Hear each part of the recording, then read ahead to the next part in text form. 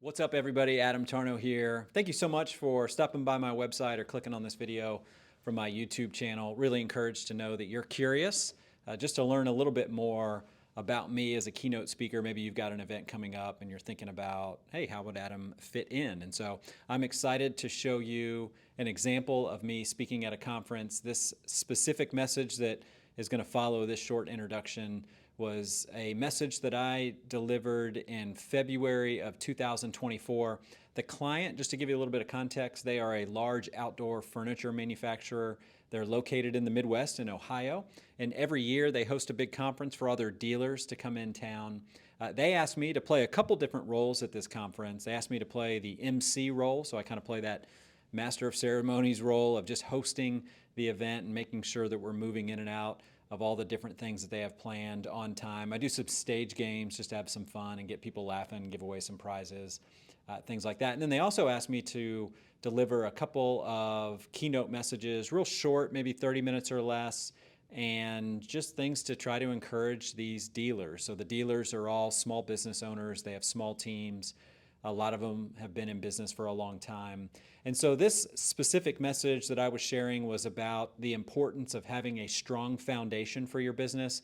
If you want to have a business that endures, then you need a strong foundation. And I really unpack like what are a couple of very specific things that we can do to make sure that we have a strong foundation. So it's a great message. It was received very well. It was a ton of fun to write, ton of fun to deliver. And I'm excited to share it with you now. So if there's anything I can do to help you with one of your upcoming events, there's my email address right there, adam@adamtarno.com. Reach out to me. I'd love to see if there's any way I can help. But other than that, enjoy this message on how and why it's so important for us to develop a strong foundation to build an enduring business. One of the things I really appreciate about what Luxcraft is trying to do with this is it's not just a time to talk about the new products and to talk about things going on in 2024, but this is also a time when you all are making an investment to be here to take some time to reflect, right? They want to pour into you and help you not just to grow sales, but also to help you with your business and to help you with your life. And so there's a couple of messages that we're going to be talking about today, and I'm excited to share with you all as we go through this. And so I want to share one today with you here this morning, and I want to start off telling you guys a story about a house that my wife and I lived in. We had an opportunity to buy our first house in 2010, and we lived there for about 9 years, and then in 2019 we had an opportunity to do a pretty sizable remodeling project. We knocked down some walls, changed the kitchen, moved a laundry room, changed a bathroom.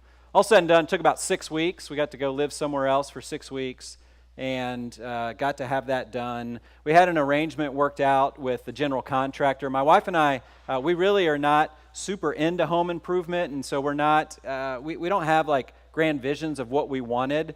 And so it was kind of funny because the general contractor was a friend of ours, and when we were scoping out the project, he was like, so what style, what colors, all this stuff, and my wife and I just kind of looked at each other and we're like, I don't, like, something different than we got now. Like we had no real specifics to tell him. And he was like, tell you what, let's do this kind of like one of the television shows.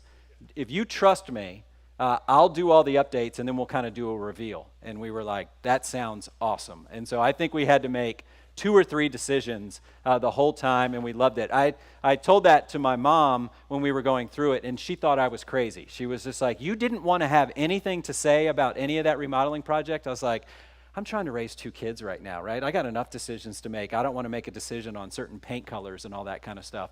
So we walked in, and again, we really trusted this guy. He was a friend of ours. We knew what he was doing, or we trusted that he knew what he was doing. So we walk in, and we see everything, and we were so happy with it. It was great. And it was really fun for, you know, the couple of months after that remodeling project, because people would come into our house, and they would say things. They were like, this is so beautiful. He did such a great job. And so we kind of felt like we were on the HGTV show when people come in and people were bragging about it. And it was always fun to text Edwin, the general contractor, and be like, we just had people over last night. They couldn't stop raving about what a great job you did with all of that. So we got to enjoy that for about 4 years. And then 2023, this past summer, for some really good reasons, we needed to sell that house. We wanted to get my son into a different high school And so we needed to move a couple miles away to get him into that school district. And so, we got the house ready for sale, and the realtor comes over, and she looks around the house, and she sees everything that was done on the inside. And she said the same thing that all of our friends said 4 years ago. She said, "This is beautiful. This is so amazing. What the general contractor did, this is going to sell so fast." Right? So we put the house on the market, and she was right. 2 days after we put it on the market, 48 hours later, we had an offer, and we were under contract. The person that put the offer on the house wrote us a letter. Right? They wrote us a letter. I think they thought there was going to be a big bidding war, and so they really wanted to write a letter to make it, to kind of pull on our heartstrings a little bit to get us to sell the house to them. It was a young couple. They were just getting ready to start their family. And all in the letter, the first thing they said, it was like, when we walked in the house, we were just amazed at how beautiful the interior was and how well the renovations were done. And then we had done some other stuff in the backyard where we put some turf down. And they were just talking about all the aesthetics. They just kept saying, the house is beautiful. We knew right away this is where we wanted to start our family. Right? They loved it so much, they came in about $8,000 over asking price. Again, I think they were expecting a bidding war. So we were very excited about that. We said, okay, that was good. That was a good investment to do that. We are going to be able to sell this house pretty fast. And then you guys know how anybody that's bought or sold a home, you go into a period where now there's going to be an inspection. And so the inspection came, and I remember I came over when one of the inspectors was there. I came back home, and that particular inspector was under the house in the crawl space. So in Richardson, Texas, where I live, these are pier and beam homes. So there's about a 3 to 4 foot, maybe about a 3 foot crawl space under the house. And so he was down there checking out the foundation. And then he came up from under the house and kind of had a concerned look on his face. Like, yeah, I saw some things under there. So he went and told the inspector all the things that he saw, and then the inspection report came back and said that there were some sizable foundation issues with the house. And what do you think happened with those buyers when they heard that there were some foundation issues with our house? Their tone completely changed. Where just a few moments later, about 4 days before all of that, their tone was, "This is amazing. We cannot dream of raising our family anywhere else than in this home." And then they got that inspection report, and they realized that there were some foundation issues, and an $8,000 over asking price suddenly became $4,000 under asking price because they wanted us to pay for all of those foundation issues. Now, that all worked out. The point of me telling that story is not how I negotiated a real estate deal. The point of me telling that story is this: I completely understand why those buyers became concerned. The reason those buyers became concerned when they got that inspection report back was because they know what I know, and they know what you know. And that is that foundations matter. They matter. See, come to find out, the owners of that home, which they now are living there, and it's all, again, we were able to work everything out. But come to find out, yes, they were impressed by the aesthetics. They were impressed by the frills. But what they really wanted was not just a house that looked good. They wanted a house that was going to endure. And if they wanted a house that was going to endure, then that house needed to have a strong and stable foundation. After going through that inspection report, we talked more about the foundation in those 7 or 8 days while we were negotiating back and forth than we did in the 13 years that we were living there. And it made me go back to those moments when people came into our house after the renovation and said, everything looks so beautiful. There was not one friend that came into that house and said, wow, your foundation must be awesome. Right? If you drive around and you see a beautiful home or a beautiful structure, you're not sitting there going, whew, that is a good-looking foundation. Like those buyers, you get caught up in what you see. You get caught up in the frills, and sometimes we forget about the importance of a foundation. And so I start with that story because that's what I want us to talk about here this morning, and a message that then we're going to pick up on after lunch is we're going to talk about the importance of foundations. Because I think if you are like me, we're all in here and we're business owners and we have our businesses, you probably want your business not just to look good on the outside, but you probably, like the owners of that home, want a business that is going to be successful But maybe more importantly, you want a business that's going to endure. And if you want a business that's going to endure, then you can't just focus on the frills.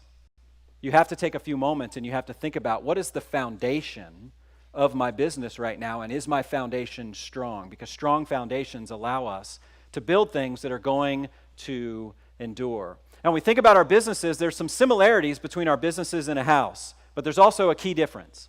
And the similarities are that both a house and a business have a foundation, and those foundations are going to be really what determines if it's going to be successful and endure. But our businesses are also different than a house in this way, is that if we really think about it, our businesses are they're kind of out there. They're kind of this intangible thing. So our business isn't necessarily this structure. Some of you have showrooms, you have locations for your business, but that's not really your business. That's the location. And so for our businesses have foundations like our homes, but where they're different is the foundation of my business and the foundation of your business is not a structure, it's you. It's you as the leader. The senior leaders in an organization, in a business, that's where we need to focus on the foundation.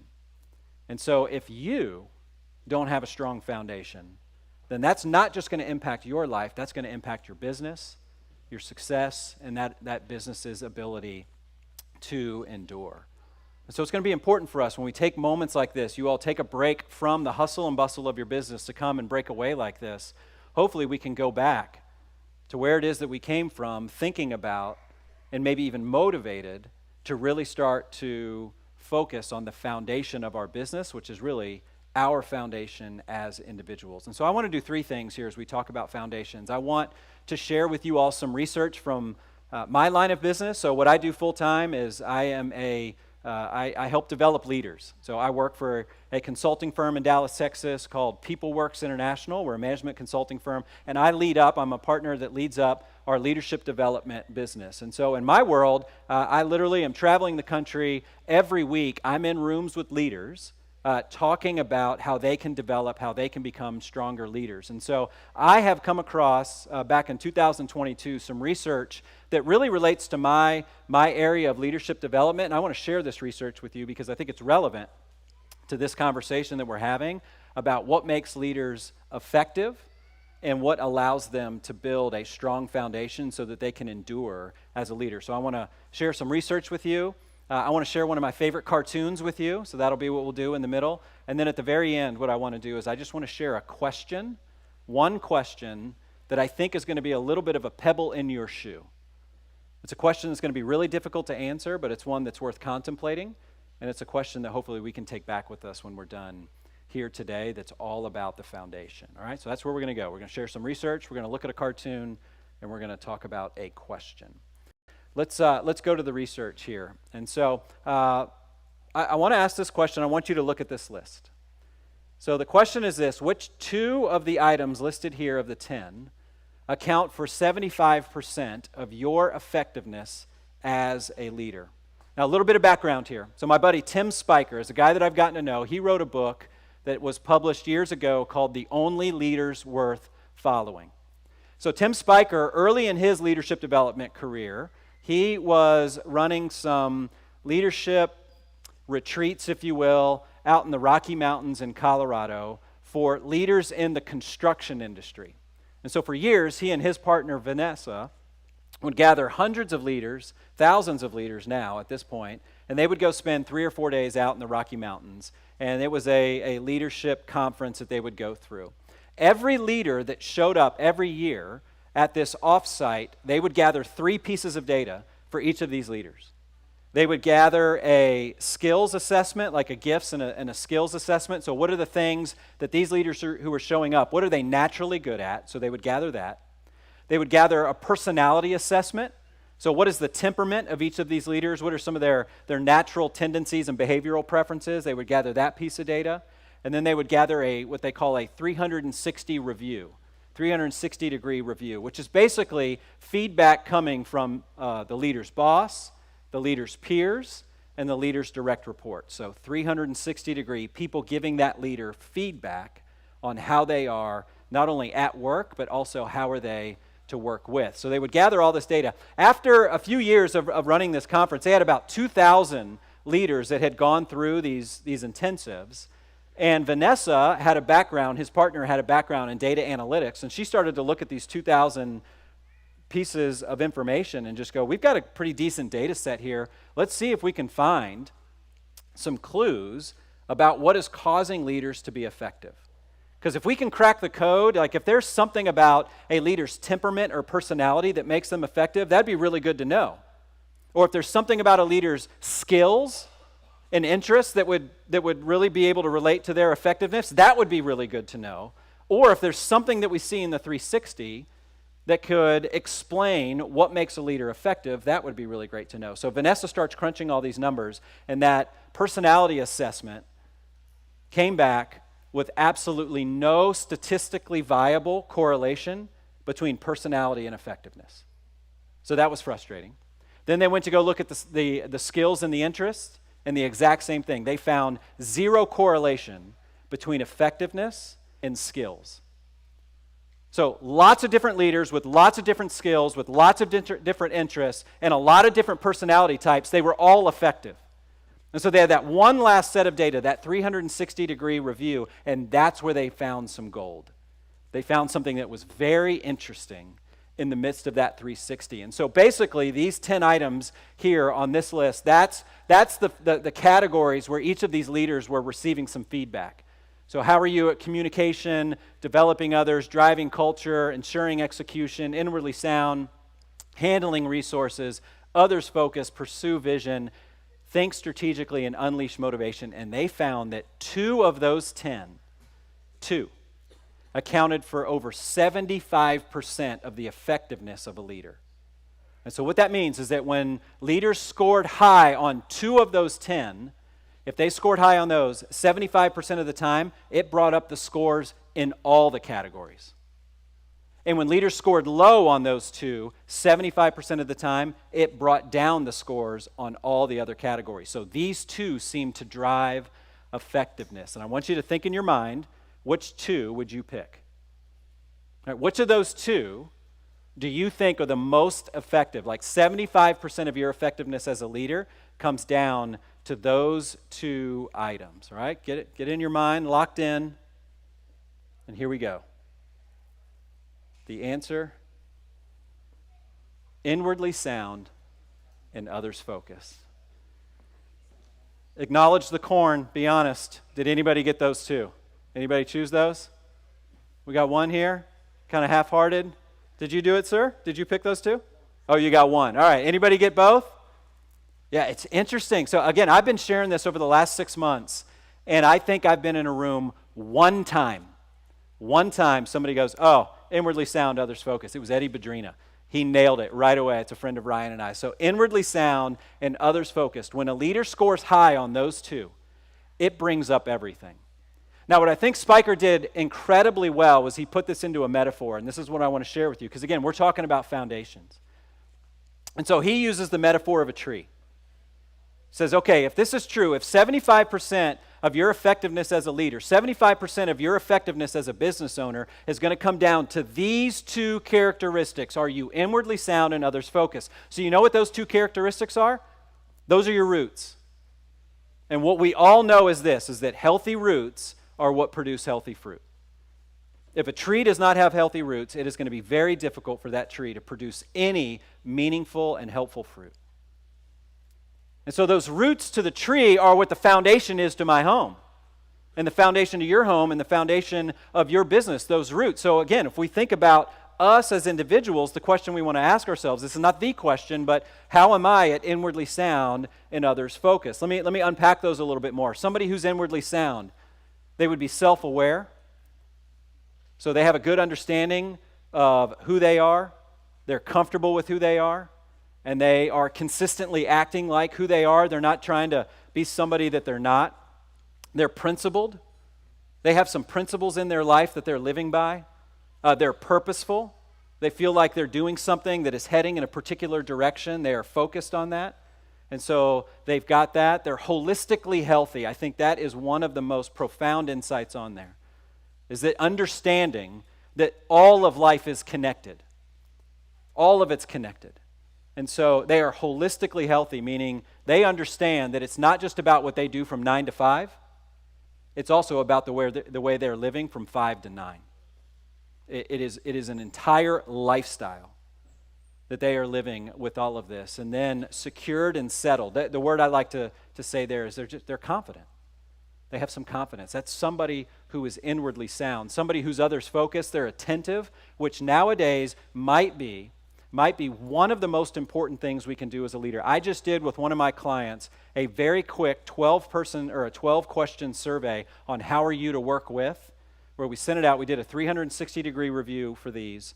There were 8 leaders that are going through this program that I am facilitating this year, and the number one, like the lowest scored item for these 8 leaders was people reacting to, this person makes me feel seen and noticed, which is all about attentiveness. Because we have so many distractions in our life right now that one is huge. Do we have the ability to actually focus on people? Can we give people our attention for a long period of time? So attentiveness, are we curious? So when we are paying attention to people, do we come across trying to sound interesting, or are we more focused on being interested in the other person? So we're attentive, we're curious, we're empathetic, we're humble, and then I love this word that he uses, agapon, which is from the Greek word agape, which just means devoted to this well-being of others. That's what it means to be inwardly sound and others focused, that we've got those characteristics. Isn't that profound? Those are the roots that lead to all the fruit. So these things, if we're focused on those, it almost seems like everything else, all that fruit is just a byproduct that comes from a leader who is grounded in their foundation, that they know this. Now, again, I've been sharing this in rooms with leaders over the last 6 months, and there's always a very similar reaction, and I don't know if this is a reaction you had. At first, it's kind of interesting to see that, so there's a little bit of surprise because I make everybody pick, like, hey, you guess, what do you think are the 2? And they pick the 2, and inevitably they're all wrong, except for our buddy Eddie. He was the only one that was right. And so they sit there, and they're like, oh, that's interesting. And then, after about 2 or 3 minutes, nobody's surprised anymore. Because I could show you the evidence. So Tim Spiker and his partner Vanessa, it started with 2,000. They're now up to over 20,000 pieces of data, and the data continues to show that that's 75% of our effectiveness. Tim and Vanessa went and found another research that says the exact same thing using slightly different words, but basically saying who a leader is what leads to effectiveness. That who, that foundation, that's what produces the what. And so you can point to study after study after study, but we're not surprised by this because we all know this is true just from our own experience, right? I mean, think about the greatest people in your life. Who are the people in your life that you respect the most, who have had the biggest impact in your life? You know what probably characterizes them? They're inwardly sound, and they were others focused. They were secured and settled. They were holistically healthy. They knew who they were confident. And when you were around them, they made you feel special. They made you feel important. I think about all the mentors that I've had in my life, some of the closest people that I have in my life, and I'm looking at this and I'm going, Tim just put words on something that every single one of us already know is true. We all know this is true. And so as we think about our businesses and we think about foundations, I like these 2 words because it's so helpful for us. To go, okay, I want my business to endure, just like the owners of that home, they want that home to endure, and so that's my foundation.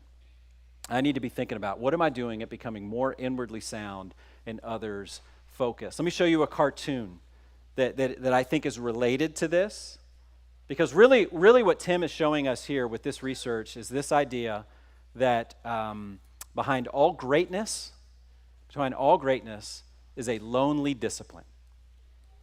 If we see something that is enduring, if we see somebody who's great, it did not happen by accident. And it did not happen because that person was born with some special combination of DNA that just makes them naturally awesome. Behind all greatness, there is a lonely discipline. There's something that we don't see. So I came across this in 2020. And so those of you that are maybe back there in the back and you can't see, I can't find a higher resolution image of this. This is as good as I can do. But basically, it's got three people on a podium there, basically celebrating and basking in victory. You got first place, second place, third place. You've got all the press over there taking pictures and celebrating their greatness. And it just says right there, what we see. We see people winning. We see people celebrating. We see people being admired. And we maybe would think that just happens by accident. But what we don't see is everything below the surface. And all the words that are on there is desire, passion, focus, training, effort, early mornings, late nights, hard work, patience, feedback, sacrifice, word after word after word. And so if we see anything or anybody that is winning, it never happened by accident. That person, if they're enduring and if they're winning, there's always something that we don't see. There's something that we don't see below the surface. They have a strong foundation. And so again, if you and I, if we want to build a business that is going to endure, if we want to build a business that is going to be successful, then we need to remember that winning and endurance is never a one-time event. It's always a process. It's always a process of putting those bricks in, doing what we can to make sure that we're growing to be more inwardly sound and more others focused. So here's the question. This is the last thing I want to share with you all. I want to share one question. And the question is this: how much time are you devoting to who you are as opposed to just what you do? That's the pebble in your shoe I want to leave. Because again, like we said in the very beginning, I want my business to endure, you want your business to endure. We all know that we can get caught up in the frills of all the aesthetics, all the frills, just like Jackie and I. We saw little evidence over 13 years that maybe there were some issues in our foundation. We saw them, and you know what we tried to do, or what we did? We just ignored it. We're like, that's not that big of a deal. Look how beautiful it is. Let's just put some paint over that, or it'll probably take care of itself. We saw the evidence, and we just ignored it. And that can happen in our businesses all the time. We get so caught up in the frills that we forget to focus on the foundation. If you and I, if we want to build a business that's going to endure, then we need to really contemplate how much time are we spending on who we are, not just what we do. So I'll close with this one last story. There's an attorney back in Dallas that has reached out to me that he wants some executive coaching. And so that's a part of our business and what we do. And so on our first session when we were getting together, and I was just learning more about his background and his business and all that kind of stuff and what he does. I remember asking him, so where'd you go to undergrad? And he told me about where he went. What'd you study in undergrad? And he was a finance major.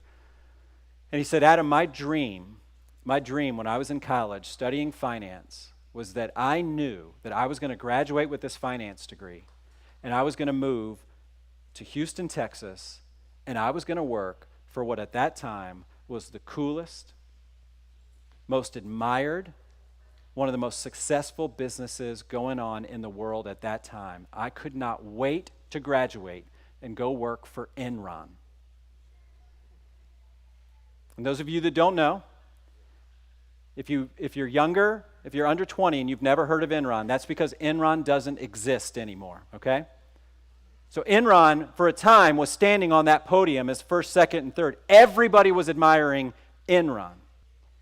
And Enron made a lot of bad decisions. And that company is not around anymore. In fact, they fell so bad, they took an accounting firm down with it as well, right? And what we need to be reminded of here is that what caused Enron to fall, Enron was just this entity, it was just this thing. It was paperwork filed with the state that said you're a business. What caused Enron to fail was the poor and shaky foundation of the leaders that were in there. Enron did not endure, and it had very little to do with the business plan, very little to do with the frills and where their office was. Very little to do with their product mix. Had everything to do with the fact that their leaders were not inwardly sound and others focused. And here's what's scary. For us as leaders, as business owners, when we fall, if our foundation causes us to fall, we always bring others with it. And that's exactly what happened to Enron. And listen, I could sit there and tell that story of Enron, or we could talk about Bernie Madoff, or we could talk about Elizabeth Holmes and Theranos, or we could talk about Sam Bankman-Fried and FXT or FTX. We could almost talk about Volkswagen. They were really close. We could almost talk about Wells Fargo.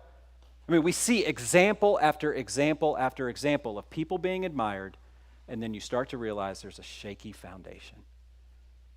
And so listen, it's great for us to make investments like this and to take a step away from our business, to get away from the frills, and to really focus on what it is that we want. We want to build an enduring brand. We want to build an enduring business. And so if you want something that's going to endure, it takes a strong foundation, and that foundation is you. And so how much time are you devoted and devoting to who you are rather than just what you do, all right?